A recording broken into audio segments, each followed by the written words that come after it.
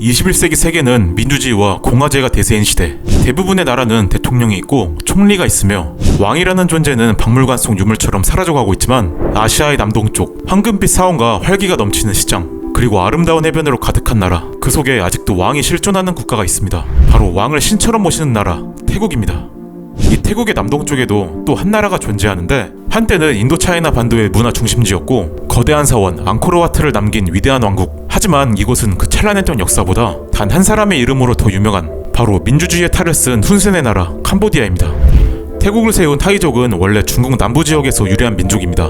이들은 몽골 제국의 팽창과 한족의 남하로 인해 점차 남쪽으로 이동했고 그 과정에서 지금의 캄보디아인 크메르 제국의 영역으로 들어가게 됐습니다. 당시 캄보디아 지역의 크메르 제국은 동남아에서 문화, 건축, 종교적으로 가장 찬란한 문명을 이뤘고 현재 세계 문화유산이자 캄보디아의 상징인 앙코르와트도 크메르 제국의 왕 수리아바르만 2세가 세운 건축물입니다. 당시 타이족은 크메르의 행정, 문자, 종교 시스템을 받아들이면서 성장했기 때문에 태국과 캄보디아는 같은 불교 문화권이자 비슷한 문자와 왕실 중심의 국가로 태국 문화의 뿌리에는 크메르 문명이 상당히 섞이게 되며 캄보디아는 한때 태국 중부까지 지배하게 되었습니다. 하지만 타이족은 점점 남쪽으로 이동하며 세력을 키웠고 타이족은 1350년경 수코타이 왕국을 세우고 독립을 하더니 이후 아유타야 왕국이 세워지며 크메르 제국을 위협하기 시작했습니다.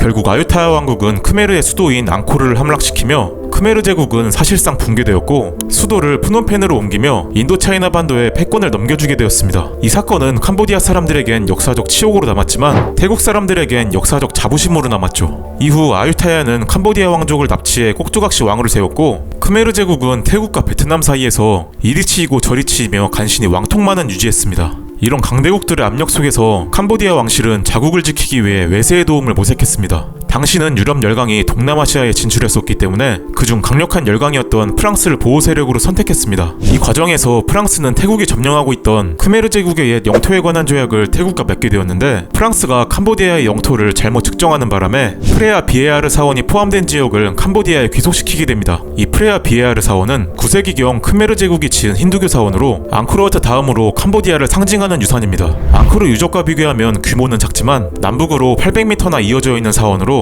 해발 500m 고지에 있어서 전략적 요충지일 뿐만 아니라 힌두교 사원이지만 불교 국가인 태국과 캄보디아 모두가 성스러운 유적으로 여기는 유산이라고 합니다. 태국 정권은 당시 조약에서 이를 발견하지 못했고 그대로 프랑스가 측량한 지도를 승인하게 됩니다. 이후 태국은 오류를 발견했으나 당시 제국주의가 만연했던 시대에서 강대국에게 이 일을 제의할 수는 없었고 세계 2차 세계대전이 끝나고 나서야 사원 지역에 국경 수비대를 배치하게 됩니다. 역사적으로는 당연히 캄보디아 유산이지만 지리적으로는 태국 국경 언덕 위에 있었기 때문에 태국 입장에서는 우리가 관리하던 땅을 프랑스가 멋대로 넘겼다 라는 불만이 있었지만 반대로 캄보디아 입장에서는 사원은 원래 크메르 유산이다 라는 입장이었죠. 1954년 캄보디아가 프랑스로부터 독립을 하며 태국의 국경수비대 철수를 요구했고 이를 태국 정부가 받아들이지 않자 캄보디아는 1959년 국제사법재판소에 제소하게 됩니다. 국제사법재판소는 태국이 착오를 인지하고도 오랜 기간 동안 문제를 제의하지 않았다는 이유로 영토를 이전에 묵인했다고 판단하여 1962년 사원에 대한 캄보디아의 소유권을 인정하게 됩니다. 태국은 마지못해 수용하는 듯 했지만 2008년 유네스코가 프레아 비에아르 사원을 캄보디아 단독의 세계문화유산으로 등록하며 태국과 캄보디아의 갈등은 폭발하고 맙니다.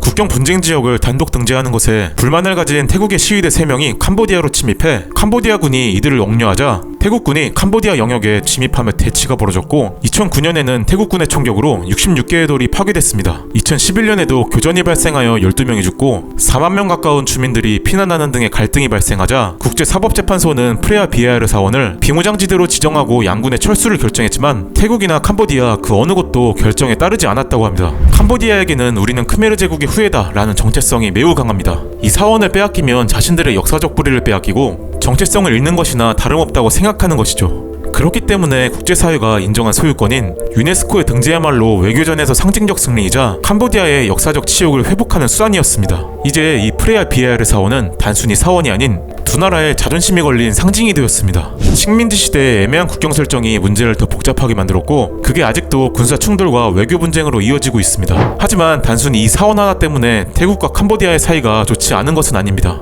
태국과 캄보디아에서는 반정부 감정을 돌리기 위해 반태국 감정과 반캄보디아 감정을 정치적으로 이용하는 경우가 있고, 대표적으로 2003년 태국 연예인이 방송 중 인터뷰로 앙코르와트가 태국 것이라고 말했던 루머가 퍼졌는데, 본인은 부인했지만 성남 군중들에 의해 태국 국기가 불태워지고 캄보디아의 수도 프놈펜에 있는 태국 대사관이 습격당하기도 했습니다. 양국은 무에타이를 두고 원조 논쟁을 벌이기도 했는데, 동남아 지역에는 각국마다 무에타이와 비슷한 무술이 있었고, 캄보디아 측의 원조 주장도 앙코르와트의 새겨진 벽화를 증거로 내밀 만큼 빈약했고, 현대의 무에타이는 20세기에 현대화를 거치며 형태가 많이 바뀐 무술이기 때문에 캄보디아의 주장은 받아들여지지 않았습니다. 또 화려한 가면이나 의상을 입고 설화를 바탕으로 공연을 하는 태국인들의 삶에서 중요한 부분이자 자부심인 태국의 전통 무용국인 콩과 캄보디아의 크메르 왕국에서 유래한 전통 무용인 아프사라 무용과의 유사성을 강조하며 태국이 이를 훔쳤다라고 주장하는 등 사회 여러 방면에서 갈등이 증폭되고 있다고 합니다. 사실 현재 태국과 캄보디아의 상황은 좋지 않습니다. 항상 태국과 캄보디아의 갈등이 터질 때를 보면 양국 모두 국내 정치 위기와 겹치는 경우가 많습니다.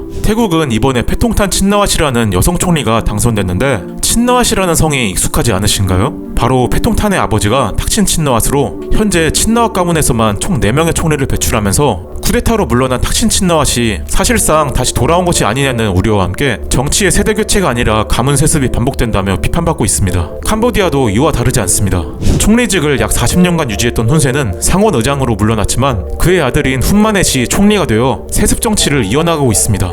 양국 모두 정치적으로 위기에 처했을 때 이 사업 문제를 꺼내 애국심을 자극하면서 국민들은 우리 땅을 지켜야 한다 라며 분노하고, 그것은 곧 정부의 지지율 반등으로 이어졌습니다. 특히 캄보디아의 훈센은 유네스코 등재를 외교적 성과를 자랑하며 자신의 장기 집권을 정당화했고, 태국에서는 사업 문제를 빌미로 군부가 정권을 잡거나 반정부 시위를 억눌렀습니다. 그렇게 이번에도 태국과 캄보디아가 충돌하게 되었습니다. 국경지역 충돌로 양국 간 긴장이 고조된 가운데 패통탄 친나와 태국 총리와 캄보디아의 실권자인 훈센과의 통화에서 훈센을 삼촌이라고 부르며 자국군을 비판한 내용이 유출되었습니다. 사실 태국 친나와 가문과 캄보디아 훈 가문은 서로 먼 친척 관계인데다 탁신이 사업을 위해 캄보디아에 진출하며 긴밀한 관계를 맺었고, 정계의 진출에 태국 총리에 오르며 더욱 가까워졌습니다. 훈센은 군부 쿠데타로 추출당한 탁신을 받아준 것도 모자라 캄보디아 경제고문에 임명하며 망명생활을 도와줬습니다. 하지만 훈센은 무슨 이유에서인지 패통탄과의 통화 내용을 고스란히 공개했고, 결국 패통탄은 헌법재판소에 의해 직무가 정지됐습니다. 표면적으로 훈센은 오해를 피하기 위해 전체 녹음을 공개했다고 하지만, 일각에서는 태국 정치권 내 분열 유도와 패통탄 친나왓을 향한 총리로서의 직무해제를 위한 전략적 목적이 결합된 행동이었고, 자신의 아들의 정부가 캄보디아인들로부터 지지율을 얻기 위해 의도적으로 공개했다는 분석이 있었습니다. 천년의 역사를 품은 사원이 이제는 두 나라의 자존심이 되었습니다. 돌로 지어진 유산은 움직이지 않지만 그 의미를 둘러싼 싸움은 여전히 현재 진행형입니다. 지금까지 시청해주셔서 진심으로 감사합니다.